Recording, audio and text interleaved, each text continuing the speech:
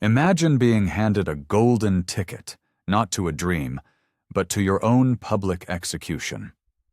A front row seat to your own character assassination, designed by the very people who spit on you every day. That's the twisted reality that slapped Sarah across the face. A 48-year-old janitor, a ghost in the machine of a multi-billion-dollar tech giant, so invisible she was practically part of the goddamn architecture. The invitation felt like a sick joke, a ticket to the wedding of the titan of industry, Marcus Thorne, and the most venomous, arrogant viper of a woman she'd ever had the displeasure of cleaning up after. But what Sarah didn't know was that this pristine, cream-colored card was a loaded gun, a meticulously crafted trap designed to tear her down in front of the city's elite. But fate, oh, that beautiful, unpredictable bastard, has a way of rewriting the script when you least expect it. And on that day, at that very wedding, the woman they cast as the court jester was about to walk in and burn the whole goddamn kingdom to the ground. What happened next? Nobody, and I mean nobody, saw it coming. Before we dive into this insane story, I have to know, where in the world are you watching from right now? Drop your city, your state, your country in the comments below. And if you believe in the underdog, do me a solid and smash that like button and subscribe, because you are not going to want to miss a single second of this. Let's get into it.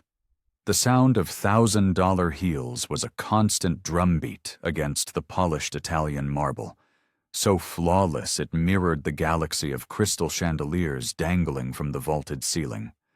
Outside, a silent ballet of black sedans, Rolls-Royces, and Teslas delivered the city's most powerful players to the grand entrance of Thorne Industries Tower. Inside this cathedral of commerce, wealth wasn't just a number in a bank account. It was a language, a uniform, a weapon. Men and women in tailored suits, looking like they were sculpted from steel and ambition, moved with a predatory grace, their voices low as they closed deals worth more than a small country's GDP. Everyone here belonged, everyone except her. Sarah, her hands shielded by worn-out latex gloves, pushed her squeaking cleaning cart through the human current, her head perpetually bowed, but her spine ramrod straight. At 48, her face was a roadmap of a life lived on the front lines of survival. Her hands, though, told the real story, of scrubbing away the sins of the rich, of sacrifice, and of a resilience forged in fire. She knew every inch of this building, every secret stain on the plush carpets, every fingerprint on the glass partitions, every ghost of a whisper that clung to the air in the boardrooms after the giants had left. As she always grimly reminded herself, when you're invisible, you see and hear everything.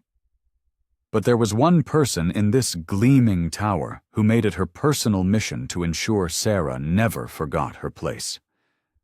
Victoria Davenport, soon to be Victoria Thorne. Young, surgically beautiful, and born into a fortress of old money, she moved through the halls with the entitlement of a queen, surveying a kingdom she found deeply disappointing. Always draped in the latest runway fashion, her makeup a mask of perfection, and a smile so cold it could give you frostbite. "Careful with that mop, Sarah," Victoria had sneered just last week, flicking a strand of her platinum blonde hair over her shoulder. "This floor was imported from a quarry in Tuscany. It costs more than your entire pathetic existence." Sarah swallowed the acid of the insult, just as she did every day. It was a familiar taste. She couldn't afford the luxury of pride. Her rent, her bills, her sheer survival didn't give a damn about her dignity. But today, the venom in Victoria's gaze was different. It was sharper, colder, and laced with a cruel, celebratory excitement. Sarah saw her approaching from across the sprawling lobby, a predator closing in, flanked by her two giggling, equally vapid ladies-in-waiting. Victoria was clutching a small, cream-colored envelope in her perfectly manicured hand, her heels clicking a dramatic, purposeful rhythm on the marble. As was her habit, her survival instinct, Sarah lowered her gaze and began to steer her cart to the side, melting back into the shadows. She had no way of knowing that this moment, this simple, cruel interaction, was the tripwire that would detonate her entire life. "Well, well, look what the cat dragged in." Victoria's voice dripped with saccharine poison. She crossed her arms, that signature smirk playing on her lips, a smile that was less about happiness and more about asserting dominance. Her friends exchanged predatory glances, their mouths twitching as they suppressed their laughter. Sarah's grip tightened on the handle of her cart, her knuckles turning white. She knew this routine. Whenever Victoria approached her with that look in her eyes, a storm of humiliation was about to break. "Been keeping a low profile, Sarah? Hiding from your biggest fan?" Victoria purred, tapping a long, blood-red nail against the crisp envelope. "Don't worry, I haven't forgotten about you. In fact, I have a little surprise." With a theatrical flourish, Victoria produced the envelope. It was thick, expensive paper stock, the kind that felt like money, sealed with an ostentatious gold foil crest. It was a harbinger from a world Sarah was not even allowed to look at, let alone enter. Sarah's eyes narrowed. Every nerve ending in her body screamed, "Trap." This wasn't kindness. This was ammunition. Victoria shot a conspiratorial grin back at her friends, a lioness toying with a wounded gazelle. She extended the envelope with a flick of her wrist. "Here. For you. It's an invitation. Marcus and I are finally tying the knot. This Saturday. The Grand Redwood Manor." She enunciated every word with relish, stretching out the syllables as if savoring the cruelty. "And guess what? You're on the guest list." Her friends could no longer contain themselves. One let out a choked snort, quickly disguised as a cough. The other just giggled outright. "I mean, it's the wedding of the year. Not just anyone gets an invite, right, girls?" Victoria added, winking at them over Sarah's bowed head. For a long, dizzying moment, Sarah was frozen. The words bounced around in her skull, refusing to form a coherent thought. An invitation. To their wedding. She looked from the impossibly elegant envelope to Victoria's gleeful, merciless eyes, and in their depths she saw the truth laid bare. This wasn't a peace offering. It was a declaration of war. A public execution disguised in calligraphy and gold leaf. "Oh, and feel free to wear whatever it is you people wear." Victoria's smile widened into a full-blown sneer. She gestured dismissively at Sarah's drab gray janitor's uniform. "Just try not to get mistaken for the help. It would be so embarrassing for everyone." "Or maybe she could give the catering staff a hand clearing the tables after dinner," one of her friends shrieked, and the three of them erupted into a fresh wave of cruel, echoing laughter. Sarah clutched the envelope, the sharp corners digging into her palm. A hot, suffocating wave of shame washed over her, so intense it felt like drowning. Her chest was a knot of fire and ice. But she didn't cry. She didn't scream. She didn't even look up.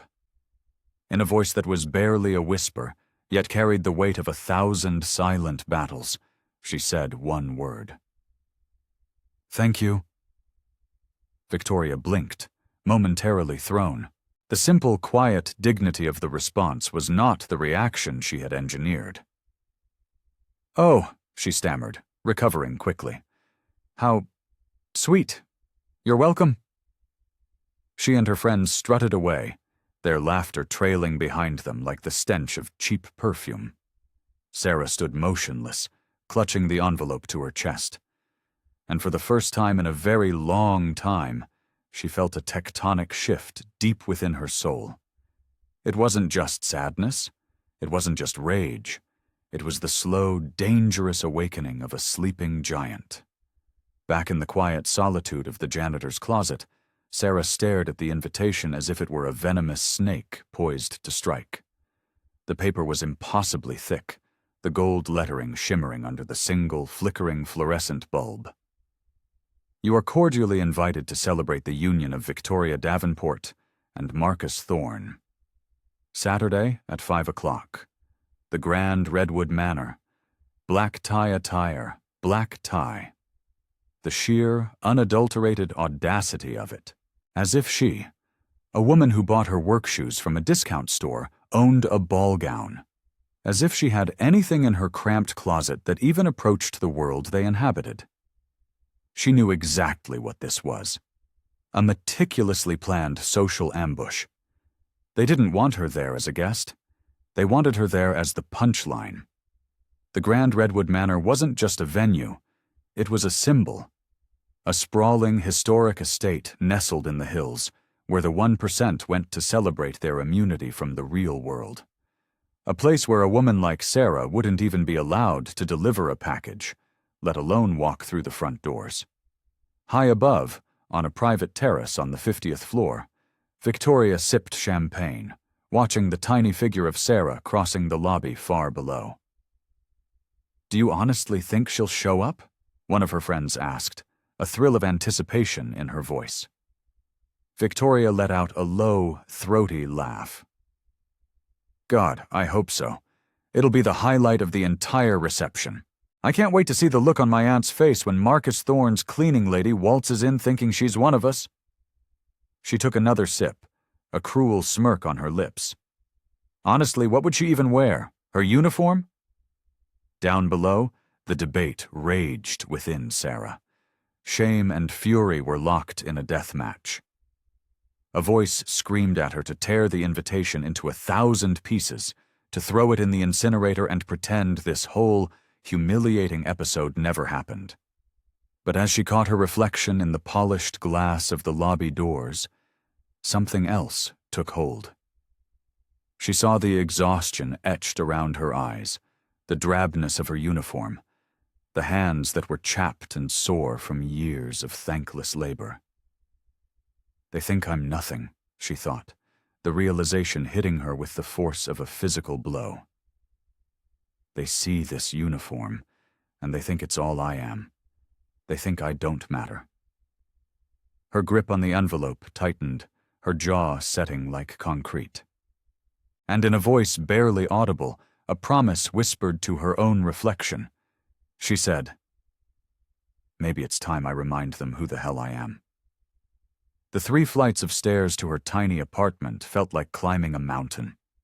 The elevator in her building had been busted for months, a constant reminder of the world she lived in, a world of perpetual neglect. She unlocked the door, and the familiar smell of old books and lemon-scented cleaner greeted her, a scent that was both a comfort and a cage. She tossed her worn bag onto the threadbare armchair, sank onto the edge of her bed, and for the first time since Victoria had placed that cursed envelope in her hand, she let the dam break. The tears weren't just for today. They were for the years of being invisible, of being spoken to like a child, of being treated like a piece of furniture that occasionally moved. She cried for the humiliation, for the cruel, mocking laughter that still echoed in her ears.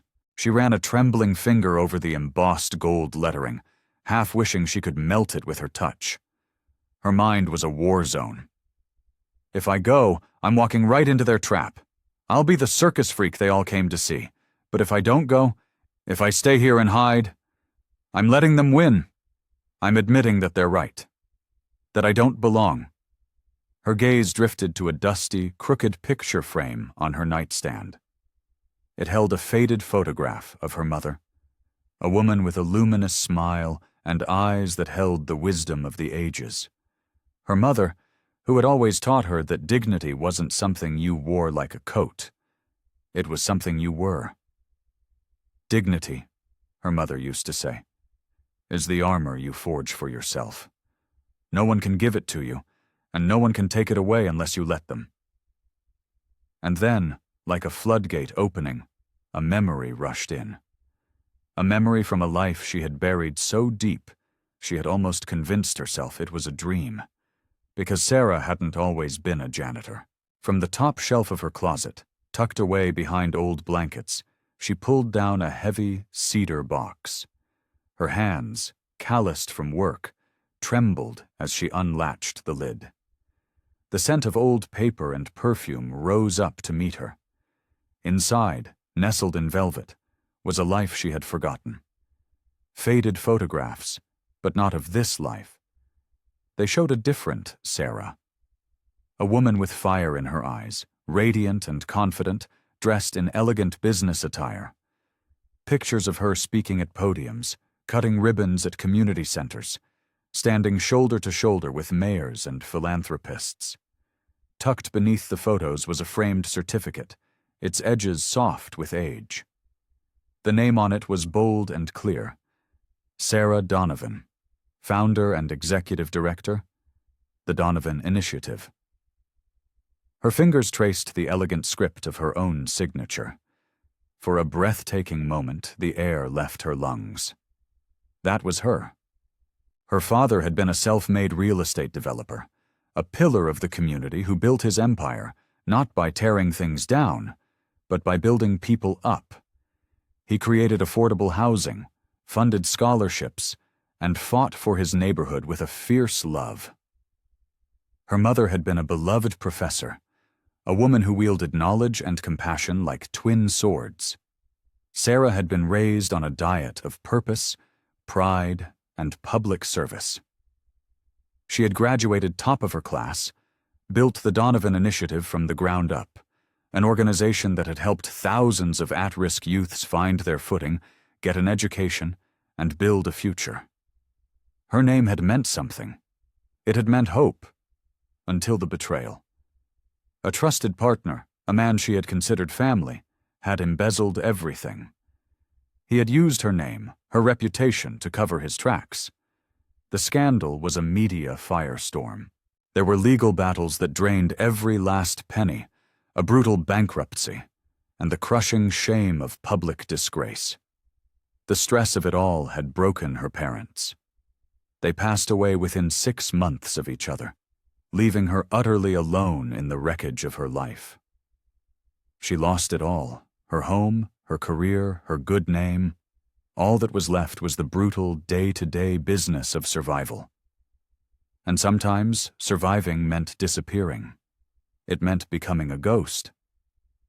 But staring at that confident woman in the photographs, a forgotten spark ignited in the deepest corners of her soul.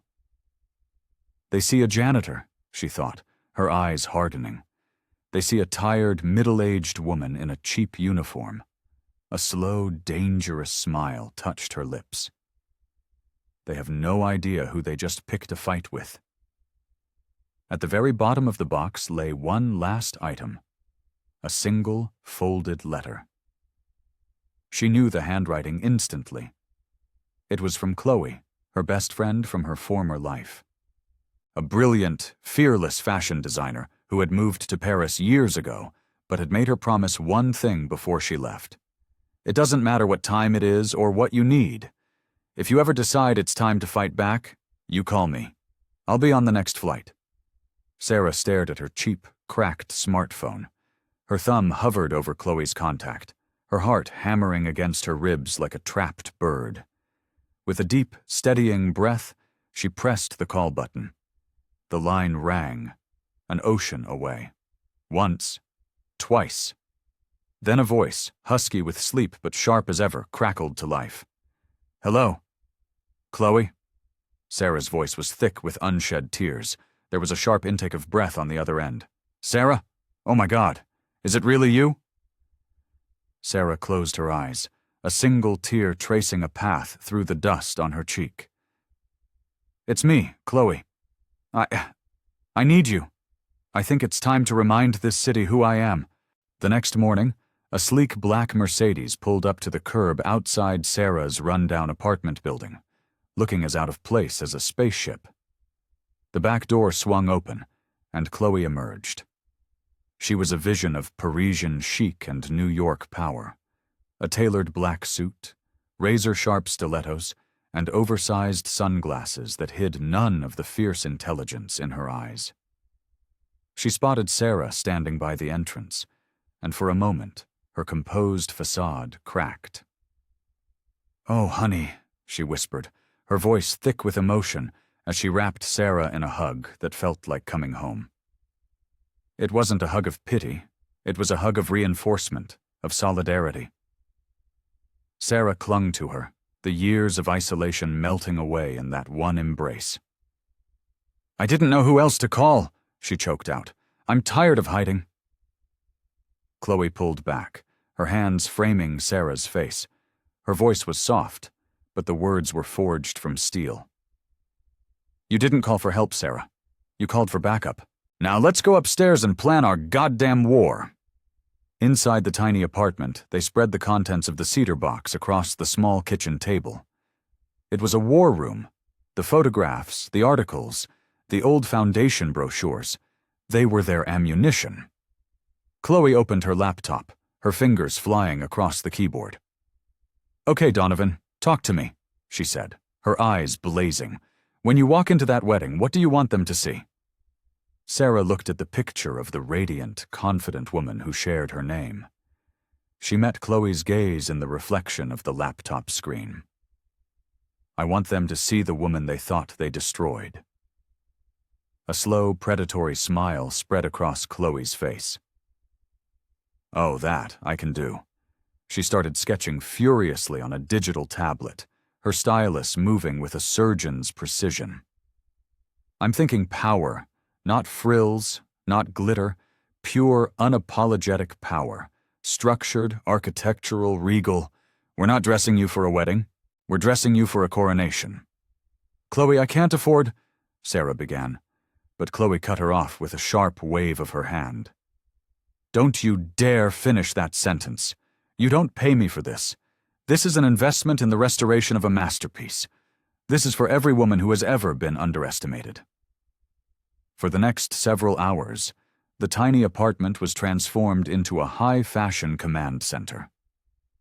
Chloe coordinated everything with ruthless efficiency. A couture gown, expressed from her atelier in Paris, jewelry loaned from a private collection in Geneva, a hair and makeup team that worked with A-list celebrities, all rerouted to Sarah's apartment as if it were a matter of national security. As the sun began to set, casting long shadows across the room, Chloe took Sarah's hands in hers. She looked her dead in the eye, her expression deadly serious. "When you walk through those doors on Saturday, they won't see a janitor. They won't see a victim. They are going to see a queen reclaiming her throne, and they are going to choke on their champagne." Sarah looked at her reflection, but for the first time, she didn't see the tired woman in the gray uniform. She saw the ghost of Sarah Donovan, stepping out of the shadows, ready for her resurrection. What do you think is going through Victoria's mind right now? Let me know your most creative, savage thoughts in the comments. And if you're getting chills like I am, hit that like button. You're going to want to be here for this next part.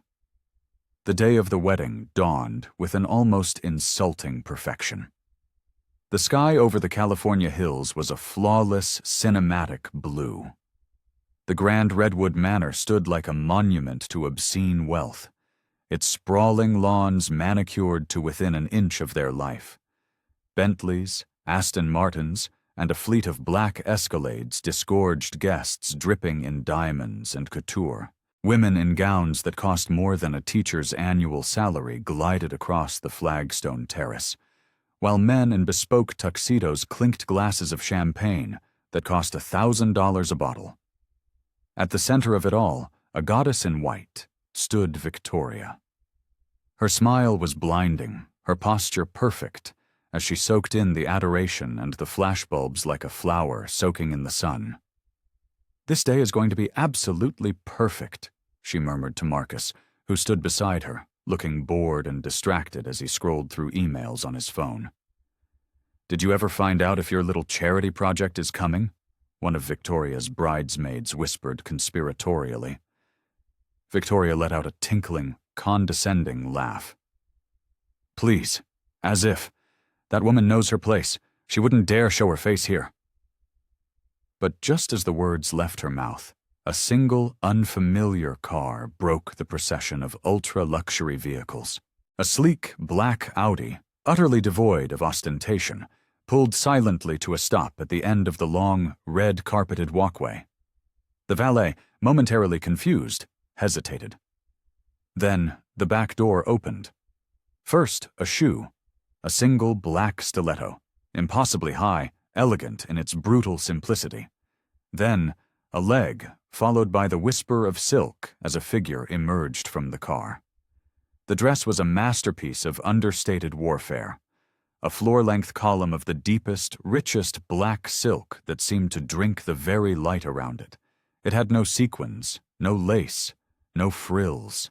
Its power was in its cut, a sharp, architectural silhouette with structured shoulders, a cinched waist, and a dramatic, sweeping train that pooled on the ground like liquid shadow.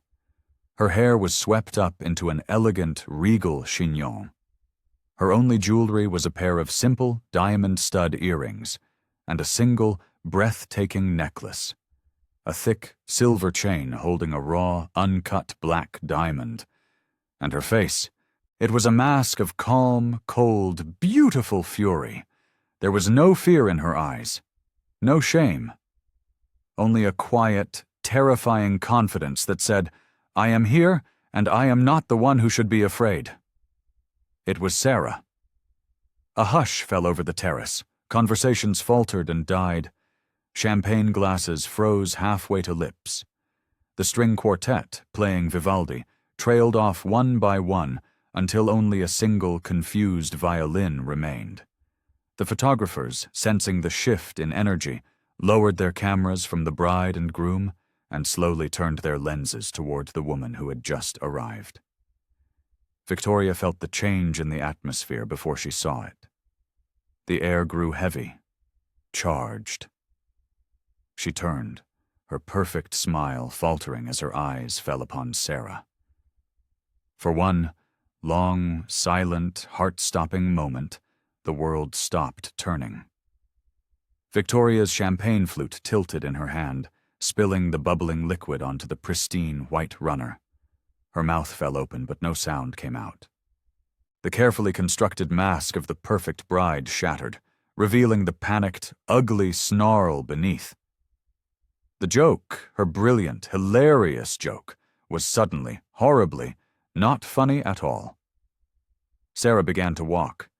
Each step was slow, deliberate, a drumbeat of destiny on the marble walkway. Her dress flowed around her not like fabric, but like power itself. The whispers started then, rippling through the crowd like a shockwave. My God, who is that? Someone breathed. Is she an actress? A model? Another guest murmured. I've never seen anyone with that kind of presence. Marcus Thorne, who had been oblivious to everything but his phone, finally looked up. He froze. His eyes, accustomed to seeing Sarah as a blurry figure in gray, now saw her in high definition. He watched, his jaw slack, as this vision of power and elegance glided toward them, and a flicker of something, confusion, then intrigue, then undeniable admiration, crossed his face. Victoria felt the ground give way beneath her. The blood drained from her face, leaving her makeup looking garish and clown-like. She took a stumbling step backward, clutching her bouquet of white roses like a shield. No, she hissed under her breath, a mantra of denial. No, no, no, no. Sarah reached the heart of the terrace and stopped. She didn't look for anyone, didn't seek out a single face. She simply stood there, an island of stillness in a sea of chaos, and let them look. She was the storm, and they were all just caught in her wake. Victoria, shaking with a mixture of rage and terror, finally found her voice. She stalked toward Sarah, forcing her lips into a grotesque parody of a smile. Sarah, What a surprise. I honestly didn't think you'd make it." Her voice was a thin, brittle thing, laced with undisguised venom. "You certainly cleaned up well." Sarah tilted her head, a small, knowing smile playing on her lips, a smile that did not reach her eyes. "Victoria, you did too." Her gaze swept over Victoria's extravagant, diamond-encrusted gown. "It's amazing what $1 million can do. Pity it can't buy class." A collective gasp sucked the air from the terrace. A few people choked back nervous laughter. Victoria's face went from pale to a blotchy, furious scarlet. She looked around wildly, desperately seeking an ally, but all she saw were wide, shocked eyes, all fixed on the janitor who had just verbally annihilated her. "How dare you!" Victoria shrieked, her voice cracking. "Who do you think you are, coming here and—" But before she could finish, an older man in a finely tailored tuxedo stepped forward from the crowd. He was Harrison Shaw, a legendary venture capitalist and one of the city's most respected philanthropists. He squinted at Sarah, his head tilted. Recognition slowly dawned in his eyes, followed by utter disbelief. "My God," he whispered, his voice trembling slightly. He took a tentative step forward. "Forgive me, but are you Sarah Donovan?" The entire venue fell into a dead, profound silence. Every eye was on Sarah. Slowly she turned her head to face the old man. Her voice, when she spoke, wasn't loud, but it carried across the terrace with the clarity of a bell. "Yes, Mr. Shaw, I am." The man staggered back as if he'd been physically struck. He put a hand to his heart. "Donovan, as in the Donovan Initiative, I served on the board with your father. You were a force of nature, a prodigy. We all thought you'd change the world. What happened? Where have you been?" The whispers erupted again, but this time they were different. Not of curiosity, but of dawning, horrified realization. Donovan. The Donovan Initiative. "That's her?" "No, it can't be." Victoria's knees felt weak. The blood was pounding in her ears. The name hit her like a freight train. She had heard her father and Marcus talk about the Donovan Initiative, about the legendary family that had practically built the city's philanthropic backbone before their tragic fall from grace. She had tried to humiliate a legacy. She had picked a fight with a ghost who was more respected in her absence than Victoria had ever been in her life. She stumbled backward, her face a mask of pure, unadulterated horror.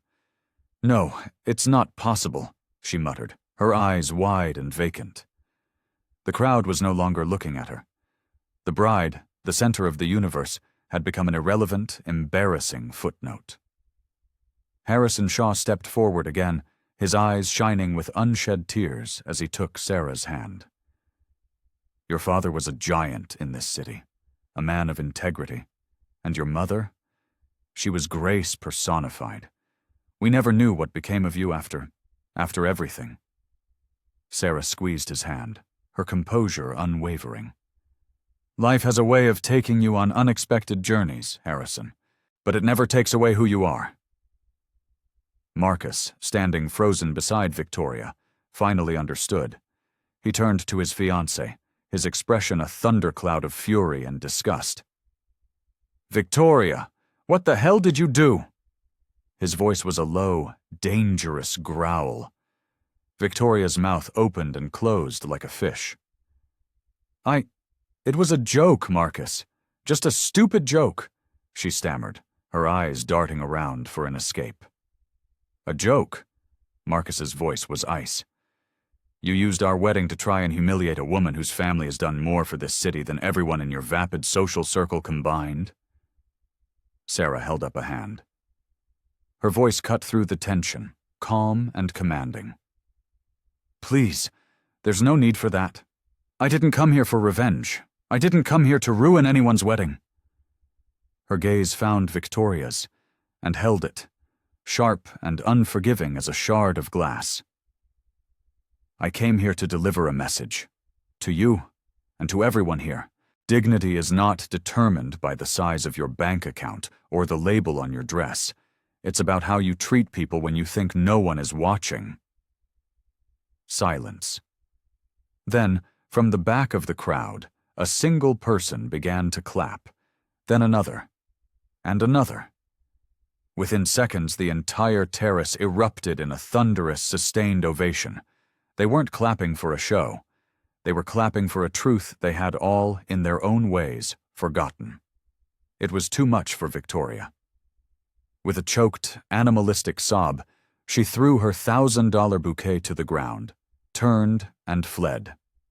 She shoved past her own guests, her white dress a blur as she ran from the garden, from the wedding, from the catastrophic humiliation she had engineered for another, but had ultimately inflicted upon herself. Sarah closed her eyes for a brief moment, breathing in the chaos and the applause. Today, she hadn't just crashed a wedding. She had taken back her name. The applause slowly faded, but a new energy remained in the air. A palpable sense of awe and shame. Faces that had been arrogant and dismissive just an hour ago were now humbled, thoughtful. Marcus stood rooted to the spot, the remnants of his shattered wedding scattered around him. He looked at Sarah, truly looked at her for the first time, and saw not the janitor, but the leader she was born to be. "Ms. Donovan?" His voice was strained, thick with regret. I am so profoundly sorry. I had no idea." Sarah met his gaze, not with anger, but with a weary, profound wisdom. "No," she said, her voice firm but gentle. "You didn't know my name, but you knew I was a human being. That should have been enough." She didn't say it as an accusation, but as a simple statement of fact, which made it all the more powerful. She let her eyes travel over the assembled guests, the titans of industry, the mavens of finance. "I came here for myself tonight, but maybe I also came here for them." She gestured subtly toward the catering staff who were frozen in place, the valets standing by the cars, the security guards at the perimeter. The other ghosts. The people you look past every single day. The ones who clean your offices, serve your food, and park your cars.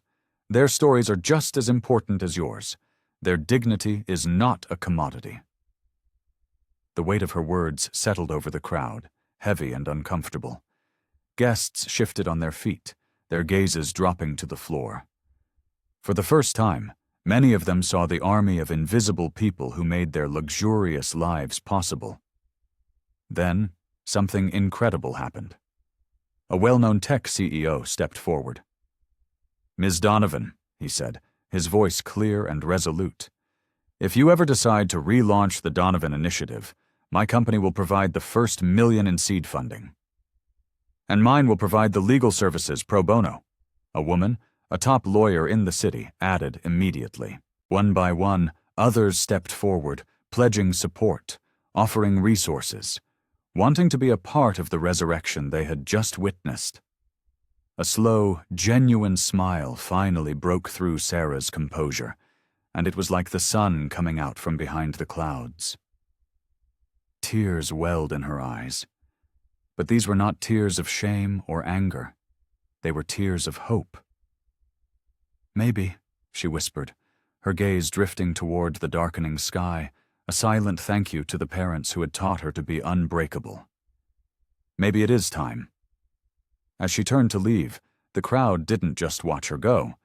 They parted for her, creating a clear path, an honor guard for the queen who had just reclaimed her kingdom without firing a single shot. Leaning against the black Audi at the bottom of the drive, arms crossed, was Chloe. A wide, triumphant grin was plastered across her face. "So," she said, her eyes sparkling with pride, "did you make your point?" Sarah paused and looked back one last time at the glittering facade of the manor, at the beautiful, empty spectacle she had just disrupted. She took a deep breath, a breath that tasted of freedom and new beginnings. "No," she said, her voice ringing with newfound power. "That wasn't the point. That was the opening statement." Chloe let out a whoop of laughter and pulled her into a fierce hug. "Damn right it was," she said, squeezing her tight. "Now let's go build an empire so big they won't just remember your name. They'll carve it into the goddamn history books." As the car pulled away, leaving the wreckage of Victoria's perfect day behind, Sarah stared out the window. The reflection looking back at her wasn't a janitor. It wasn't a victim. It wasn't a ghost. It was a woman who had walked through hell and had come back carrying the crown she had forged for herself in the flames.